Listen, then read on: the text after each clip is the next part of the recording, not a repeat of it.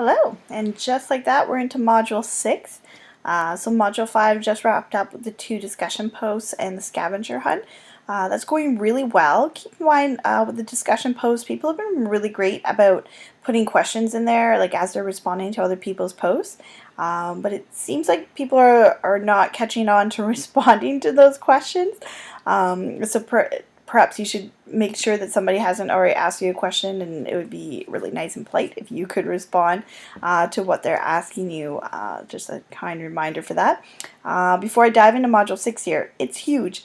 I apologize in advance. I'm sorry they had to cram a lot of these things into this module, but it does kind of mimic really the workload that you get at the very beginning of a course when it's a new prep for you and you haven't got any kind of planning, the amount of things that are kind of overloaded at the beginning. Sadly, it also comes at the most busiest time of year. I know I'm going into exams here in the next 2 weeks, so to have the most amount of marking for the course to do during the most amount of marking for the school year is a bit overwhelming. So I don't mind at all if you choose to email me and ask for an extension and carry this module into the first week of July when you might have a little bit more time. Just send me a quick email and I'll gladly give you that extension. So let's take a look at this module and why it's so big, because it is getting into the actual idea of planning that unit that you have decided to do for your unit plan. Alright, so the first part is designing the course outline. So I call it, what is the course about? So when you get this course assigned to you, you have to create the syllabus within the first week, which outlines everything that you are deciding to do in the course, how many units you're going to do, the value of those units. Even for myself, for English, I have to determine what novels are going to be read, all these kinds of things. When you look up and research different course outlines for the course code you have chosen, you'll see some are very detailed and some are very vague. And some are just land in the middle, and it really depends on the teacher's outline and point of view, and often department heads and principals also have some say in what goes into those outlines. I personally keep mine pretty vague, especially with English. Like I might list a few titles here and there, but without really knowing the students well enough, I don't like to really narrow down exactly what we're going to do. But then other courses that I've taught before, these H course codes really work great. Like the HSP, you know exactly you're going to do a unit on psych, you're going to do a unit on soc, you're going to do a unit on anthro, and then there's going to be a accommodating project. Like it lays it out for you in the curriculum. World religion, same thing. You're going to do a unit on Hinduism, Buddhism, Christianity, some of the major religions. Like it all makes sense. So to really take some time to look at the different course outlines and critique it, and then come up with your own. And that goes in the discussion post so you can see other people's ideas. A lot of you have chosen the same courses, so it's going to be great that you get to kind of bounce ideas off of each other. This is a quick reminder before we get into the next stage about learning goals and success criteria. When I first designed this ABQ for Nipissing, back in 2013, it was kind of the first time hearing about learning goals, and now I feel like, oh, it's really part of things now. If you've recently graduated from Nipissing University, you've definitely heard about learning goals and success criteria. Even if you're currently in some boards, you have been taught how to do co-constructed success criteria during some PD session in the last little bit, so I don't feel like I have to hammer home a lot. But a reminder that I have put a few resources in there from EduGains about those things and what they look like at the secondary level. I know there was someone posted a great discussion question about co-constructed success criteria at the secondary level, and if it seems more contrived or more work. Yeah, it does, especially when we're starting to see now students who have been through this system now since 2013 or so, for the last 5 years. When we're starting to get them, they are a bit like hammered home a little too much with it. But the research is sound. If they know how they're going to be evaluated, and then they are to be more successful with it. So keep that in mind as well as you start planning the how am I going to be marked section. So this is the second discussion post you have to do, and it has to do with the backwards design and what the culminating is going to be at your end of the course. That's going to be part of this 30%, right? So if you know where they're going to go at the very end, like what they need to produce on the exam, then you kind of backward design from that, right?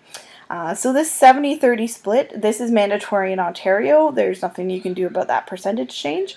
So 70% of everything they do in class gets counted for the mark. And then 30% of their mark comes from a project and the exam. And you get to determine how much each of those are going to be worth. So you can go half and half, 15 and 15, or say something like a cooking class where it's more practical. You might want to put 20% on them doing their final cooking project and 10% on the exam where they kind of talk about some healthy eating habits or something to that effect that you're testing them on, right? So deciding what that's going to be helps with that end game. So another example here, a lot of you have picked the HSP or HSB course code. So the end result in the 30%, the culminating, is usually design a social science experiment of their own, and they usually have to use a theory from a psych, social, anthro kind of background in the write-up and stuff like that. So if they're designing a social science experiment, they probably have to collect some data.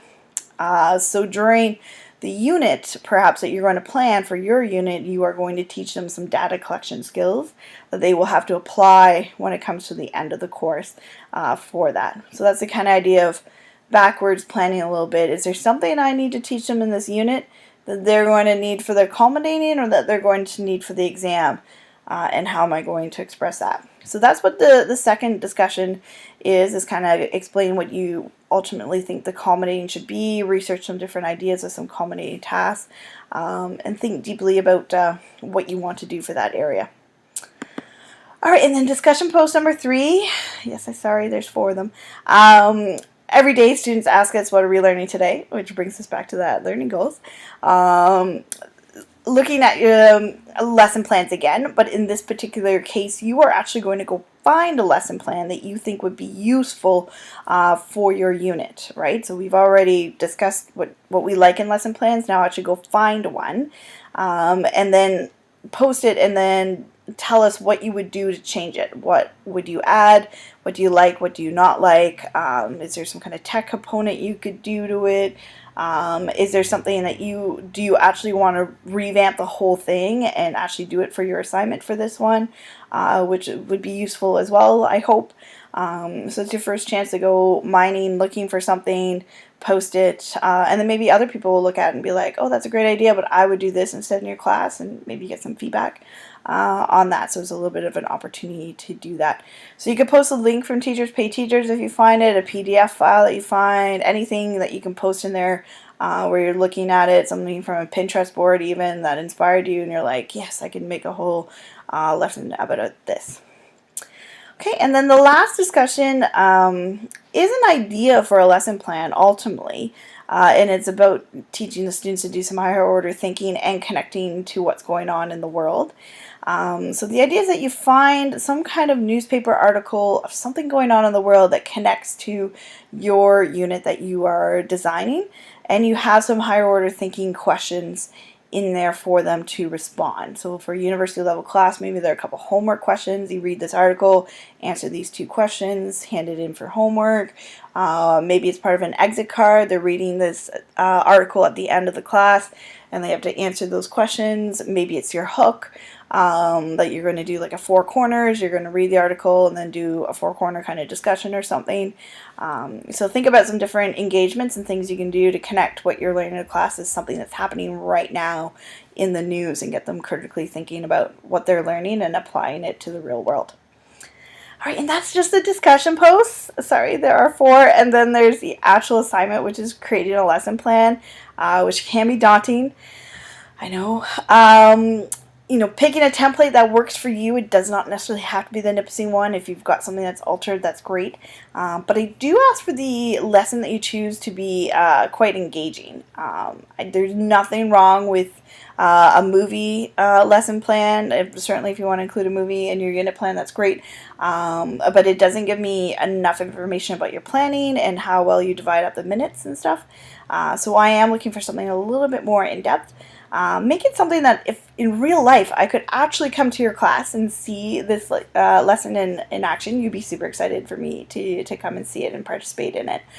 So that's the lesson I'm kind of looking for. I'm looking for your DI in there. Is there technology that's going on? What would make the students put down their phones and be totally engaged in what is going on? So that is the assignment, is actually writing out a full lesson plan. And that's the only full lesson plan I really need. If you want to adapt into some other kind of chart form, day planner form for the unit plan, then that's fine. But I am looking for like a detailed one for this one. Okay, and that's Module 6. I know it's a lot. Again, feel free to ask for that extension. If you have any questions anytime, send me an email. Thanks.